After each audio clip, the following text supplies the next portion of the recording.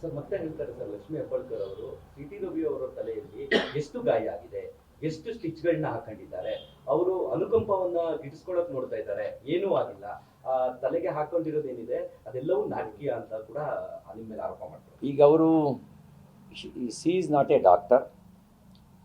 Doctor ತನ್ನ ರಿಪೋರ್ಟ್ನಲ್ಲಿ ಹಾಸ್ಪಿಟ್ಲಿಗೆ ಕಳಿಸಿದ ರಿಪೋರ್ಟ್ನಲ್ಲಿ ದಾಖಲಿಸಿದ್ದಾರೆ. ಮತ್ತು ನೀವೆಲ್ಲರೂ ಗಾಯ ಎಷ್ಟಾಗಿತ್ತು, ರಕ್ತ ಎಷ್ಟು ಬಂದಿತ್ತು ಅನ್ನೋದನ್ನು ಜಗತ್ತಿಗೆ ತೋರಿಸಿದ್ದೀರಿ. ಪೊಲೀಸರು ಗಾಯ ಆದಾಗಲೂ ಕೂಡ 3-4 ಗಂಟೆಗಳ ಕಾಲ ಟ್ರೀಟ್ಮೆಂಟ್ ಕೊಡಿಸ್ತಾ ಇರೋದು ಅಮಾನವೀಯ ಯಾವುದೋ ಅಲ್ವೋ? ಹಾಗಿದ್ರೆ ಅವರ ಮೊದಲನೇ ಕರ್ತವ್ಯ ಟ್ರೀಟ್ಮೆಂಟ್ ಕೊಡಿಸೋದು. ಯಾಕೆ ಕೊಡಿಸ್ಲಿಲ್ಲ ನನಗೆ ಟ್ರೀಟ್ಮೆಂಟ್ನ? ನನಗೆ ರಾಮದುರ್ಗದಲ್ಲಿ ಫಸ್ಟ್ ಏಡ್ ಮಾಡಿದ್ದು, ರಾಮದುರ್ಗದವರೆಗೂ ಫಸ್ಟ್ ಏಡೇ ಮಾಡಲಿಲ್ಲ. ಎಲ್ಲಿ ಖಾನಾಪುರದಲ್ಲಿ ತಲೆಗೆ ಪೆಟ್ಟು ಬಿದ್ದಿರೋದು, ರಾಮದುರ್ಗದಲ್ಲಿ 3:15-3:30 ಸುಮಾರಿಗೆ ಫಸ್ಟ್ ಏಡ್ ಮಾಡಿದ್ದು. ಖಾನಾಪುರದಲ್ಲಿ ತಲೆಗೆ ಪೆಟ್ಟು ಬಿದ್ದಾಗ 11:30 11:45 ಇರ್ಬೋದು ಸಮಯ. ಫಸ್ಟ್ ಏಡ್ ಮಾಡಿದ್ದೆಲ್ಲಿ? ಅಲ್ಲಿಗೆ. ಅಂದರೆ ನನ್ನನ್ನು ಇಲ್ಲಿಂದ ರಾಮದುರ್ಗಕ್ಕೆ ಕರ್ಕೊಂಡೋಗಿದ್ಯಾಕೆ, ಅಲ್ಲಿಂದ ಯಾದವಾಡಕ್ಕೆ ಕರ್ಕೊಂಡೋಗಿದ್ಯಾಕೆ, ಲೋಕಾಪುರಕ್ಕೆ ಕರ್ಕೊಂಡೋಗಿದ್ಯಾಕೆ, ಮುಧೋಳಕ್ಕೆ ಕರ್ಕೊಂಡೋಗಿದ್ಯಾಕೆ, ಯರಗಟ್ಟಿಗೆ ಕರ್ಕೊಂಡೋಗಿದ್ಯಾಕೆ, ಅಂಕಲಿಗೆ ಕರ್ಕೊಂಡೋಗಿದ್ಯಾಕೆ, ಸೌದತ್ತಿ ಇಲ್ಲಿಗೆಲ್ಲ ಕರ್ಕೊಂಡೋಗಿದ್ಯಾಕೆ, ಗರಗಕ್ಕೆ ಕರ್ಕೊಂಡೋಗಿದ್ಯಾಕೆ ಹೇಳಬೇಕಲ್ವಾ? ಅಂದರೆ ಅವ್ರ ಹತ್ರ ಇಲ್ಲೆಲ್ಲ ಕರ್ಕೊಂಡೋಗ್ಲಿಕ್ಕೆ ಮೂಮೆಂಟ್ ಆರ್ಡ್ರ್ ಇತ್ತಾ? ಯಾವ ಉದ್ದೇಶಕ್ಕೆ ಕರ್ಕೊಂಡೋದ್ರು? ಅಲ್ಲೇನಾದರೂ ತನಿಖೆ ನಡೆಸೋ ಉದ್ದೇಶ ಇತ್ತಾ?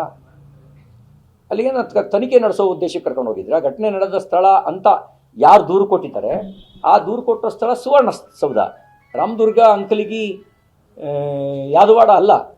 ಅವರ ತಪ್ಪುಗಳನ್ನು ಮುಚ್ಕೊಳ್ಳೋಕ್ಕೆ ಆ ತಾಯಿ ಸುಳ್ಳುಗಳ ಸರಮಾಲೆಯನ್ನೇ ಹೆಣಿತಾ ಇದ್ದಾರೆ, ಸುಳ್ಳುಗಳ ಸರಮಾಲೆಯನ್ನೇ ಹೆಣಿತಾ ಇದ್ದಾರೆ. ಹಾಗಾಗಿ ಆ ಸುಳ್ಳುಗಳ ಸರಮಾಲೆಯಿಂದ ಸತ್ಯವನ್ನು ಸೋಲ್ಸೋಕ್ಕಾಗಲ್ಲ. ಕೆಲವು ಕಾಲ ಸತ್ಯವನ್ನು ಮರೆಮಾಚಬಹುದು, ಸತ್ಯವನ್ನು ಸೋಲ್ಸೋಕ್ಕಾಗಲ್ಲ. ಮತ್ತು ನಮ್ಮ ಸದನದ ಸಭಾಪತಿಗಳು ಅವರು ನಮ್ಮ ಸದನಕ್ಕೆ ಸುಪ್ರೀಮು, CM ಅಲ್ಲ, DCM ಅಲ್ಲ, ವಿಧಾನಸಭೆ ಅಧ್ಯಕ್ಷರು ಅಲ್ಲ, ನಮ್ಮ ಸದನಕ್ಕೆ ಸುಪ್ರೀಮು. ಸರ್, ಬಿಜೆಪಿಯವರೆಲ್ಲರೂ ದುಶ್ಯಾಸದರು, ಅವರು ಹೆಣ್ಣಿಗೆ ಗೌರವ ಕೊಡಲ್ಲ, ಇಂತಹ ಪದಗಳನ್ನು ಕೂಡ ಲಕ್ಷ್ಮೀ ಹೆಬ್ಬಾಳ್ಕರ್ ಅವರು ಇವತ್ತು ಬಳಸಿದ್ದಾರೆ. ಯದ್ಭಾವಂ ತದ್ಭವತಿ, ಯಾರು ಹೇಗೆ ಭಾವಿಸ್ತಾರೆ ಹಾಗೆ ಕಾಣುತ್ತೆ, ಅವ್ರು ಹಾಗೆ ಭಾವಿಸ್ಕೊಳ್ತಾರೆ. ಯಾಕೆಂದರೆ ಅವ್ರ ಮನಸ್ಸಿನಲ್ಲೆಲ್ಲ ಅಂಥದ್ದೇ ಇರೋದು, ಹಾಗಾಗಿ ಹಾಗೆ ಭಾವಿಸ್ಕೊಳ್ತಾರೆ. ಶ್ರೀಮತಿ ಜಯಲಲಿತಾ ಅವರು ಮಂತ್ರಿ ಆದಾಗ ಈ ಮಹಾತಾಯಿಯ ಬಾಯಿಂದ ಬಂದ ಅಣಿಮುತ್ತಿಗಳನ್ನು ನೀವು ಕೇಳಿದ್ದೀರಿ. ಆಮೇಲೆ ವಿಧಾನಸಭೆಯಲ್ಲಿ ನನ್ನ ಪತ್ನಿ, ನನ್ನ ತಾಯಿ, ನನ್ನ ಅಕ್ಕಂದಿರ ಬಗ್ಗೆ ಈ ಮಹಾತಾಯಿ ಮಾತಾಡಿದ ಮಾತನ್ನು ನೀವು ಕೇಳಿದ್ದೀರಿ. ಆ ಉದ್ವೇಗದಿಂದ, ಕಣ್ಣೀರಿನಿಂದ, ಎಮೋಷನಲ್ ಬೆನಿಫಿಟ್ನ ಗಿಟ್ಟಿಸ್ಕೊಳ್ಬೋದು ಅನ್ನೋದು ಅವರ ಉದ್ದೇಶ ಇರ್ಬೋದು. ಮತ್ತು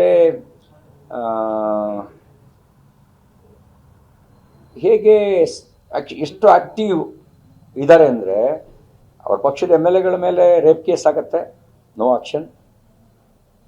ಇವ್ರ PA, ಸ್ವಂತ PA ಒಬ್ಬ ರುದ್ರೇಶ್ ಯಡವಣ್ಣನವರ ಬಹುಶಃ ಅವ್ರ ಸಾವಿಗೆ ಕಾರಣ ಆಗ್ತಾನೆ ಲಂಚದ ಕಾರಣಕ್ಕೆ. PA ಲಂಚ ಕೇಳ್ತಾನೆ ಅಂತ ಹೇಳಿದ್ರೆ ಅದ್ರ ಹಿಂದ್ಗಡೆ ಯಾರ ಶಕ್ತಿ ಕೆಲಸ ಮಾಡುತ್ತೆ? ನನ್ನ PA ಇದುವರೆಗೂ ಲಂಚ ಕೇಳಿದ ಒಂದು ಉದಾಹರಣೆನೂ ಇಲ್ಲ. ನಾನು 20 ವರ್ಷದಿಂದ ಶಾಸಕನಾಗಿದ್ದೀನಿ. ನನ್ನ PAಗಳು ಇವತ್ತಿನವರೆಗೂ ಲಂಚ ಕೇಳಿದೆ ಅಂದ್ರೆ ಒಂದು ಉದಾಹರಣೆ ಇದೆಯಾ? ನಾನು ಯಾರ್ದಾರು ಸಾವಿಗೆ ಕಾರಣ ಆಗಿದ್ದೀನ ಹೇಳಿ? ಆ ಲೆಕ್ಕದಲ್ಲಿ ಕೊಲೆಗಡಕರು ಯಾರು ಕೊಲೆಗಡಕರು? ಮತ್ತು ಜಾಸ್ತಿ ಹೇಳುವ ಅವಶ್ಯಕತೆ ಇಲ್ಲ. ಯಾರ್ಯಾರು ಏನೇನು ಅನ್ನೋದು ಎಲ್ರಿಗೂ ಗೊತ್ತಿರೋ ಸಂಗತಿ. ನಾನೇನು ಅಂತನೂ ಗೊತ್ತು, ಆ ಮಹಾತಾಯಿ ಏನು ಅಂತಲೂ ಗೊತ್ತು. ನನ್ನ ರಾಜಕೀಯ ಜೀವನ ಕಾಲೇಜ್ ದಿನಗಳಿಂದ ಶುರುವಾಯಿತು, ಹೋರಾಟದಿಂದ ಶುರುವಾಯಿತು, ಬೂತ್ ಅಧ್ಯಕ್ಷದಿಂದ ಶುರುವಾಯಿತು. ಯಾರ ರಾಜಕೀಯ ಜೀವನ ಹೇಗಾಯಿತು, ಹೇಗೆ ಶುರುವಾಯಿತು ಅನ್ನೋದನ್ನು ನೀವು ಸ್ಥಳೀಯರನ್ನ ಕೇಳಿ ತಿಳ್ಕೊಳ್ಳಿ.